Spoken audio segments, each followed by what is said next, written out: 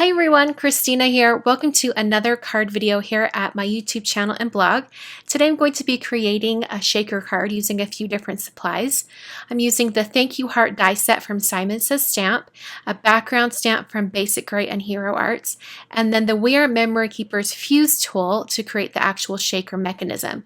I've seen a few people use a fuse tool to create a shaker card, and in fact, when I first saw the fuse tool being demonstrated at CHA last January, my first thought was, I need to get this tool to make some shaker cards. So I finally have the fuse tool. I don't know why I was putting it off for so long, and I'm going to be breaking it out today for the first time.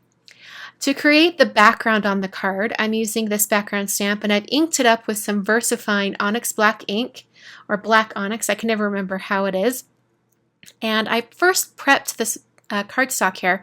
This is actually Tim Holtz Distress watercolor cardstock, and I've stamped it in the VersaFine, and now I'm applying some Ranger clear embossing powder, and I'll just heat this up until it's completely melted.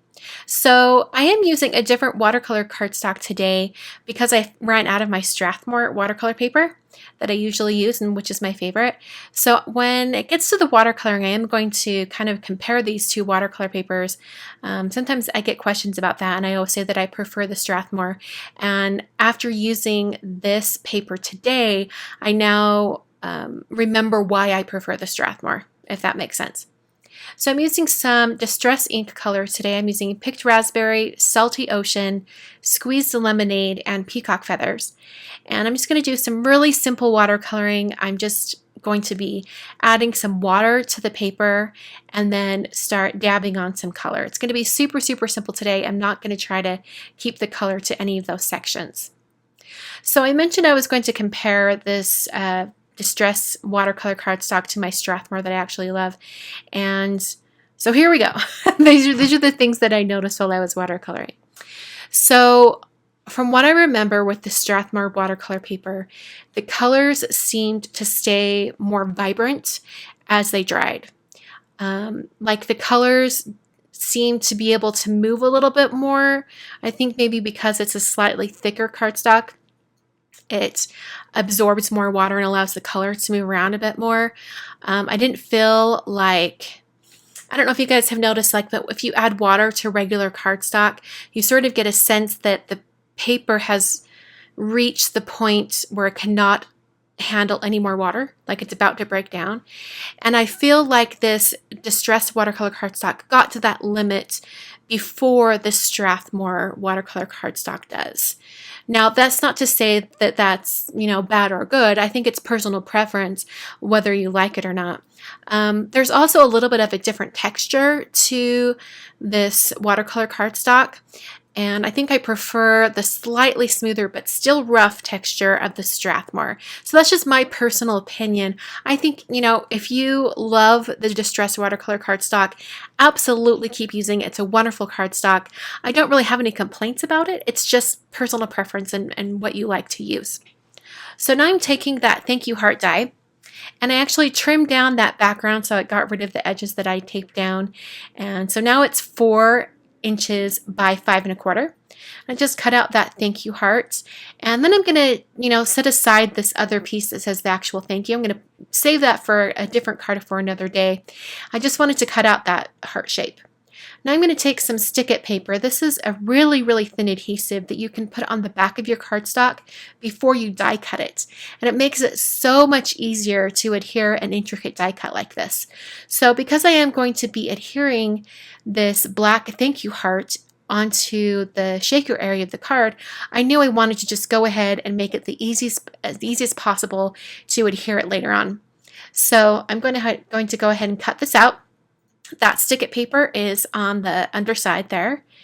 And okay, now I'm going to work on the shaker area. And like I said before, I've never used the fuse tool before. I've seen a few videos, but I never used it. So I had to break out the instructions to figure out what to do.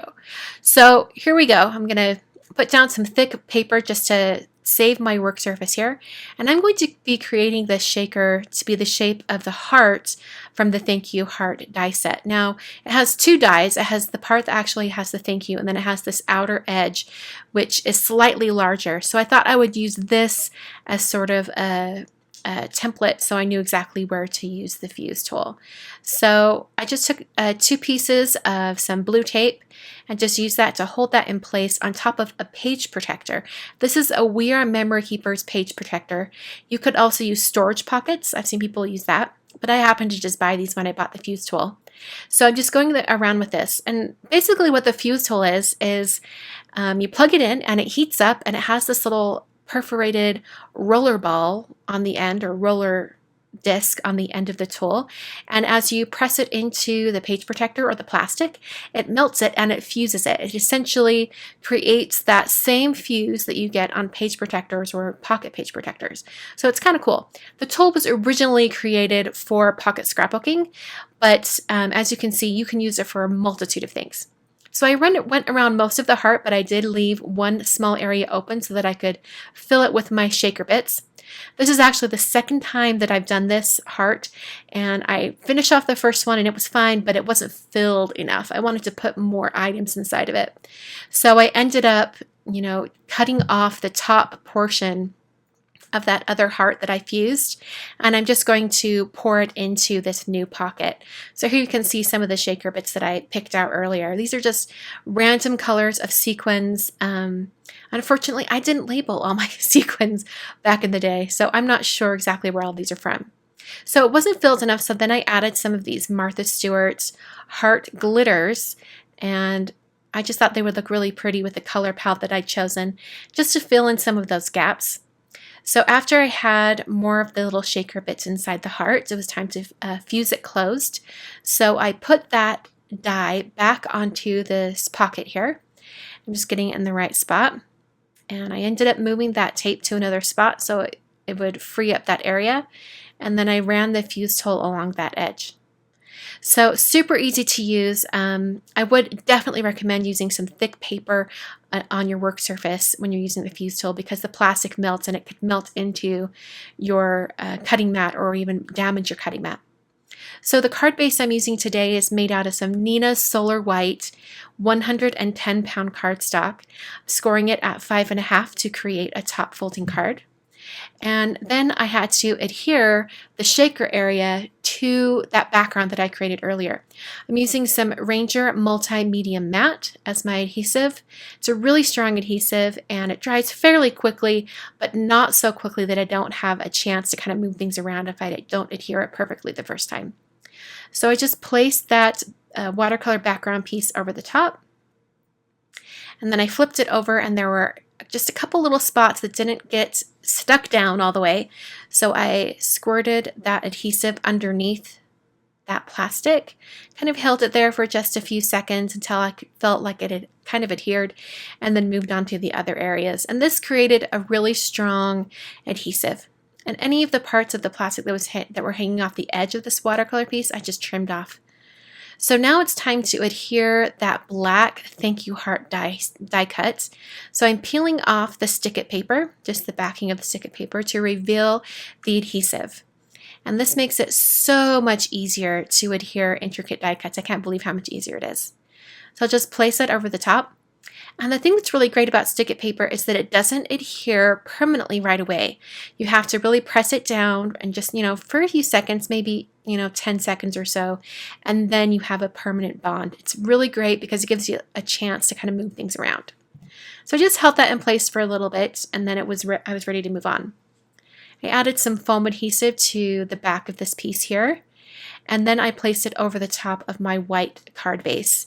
And that's going to finish the card for today. Super simple. If you wanted to add a few sequins on the outside of this shaker window, you definitely could, but I just kept it really simple because there was quite a bit going on.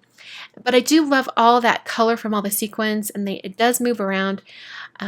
I think it's smart to have your pocket kind of up on foam so that it's not pressed up against the card base, because then it might not have enough space to really move around.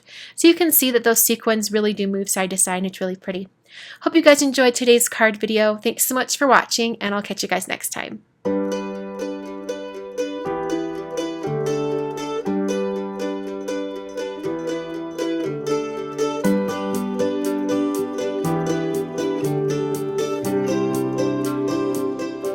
Once again, thank you for watching today's card video. On screen right now are 3 shaker card videos that I thought you might be interested in, including that last one on the right.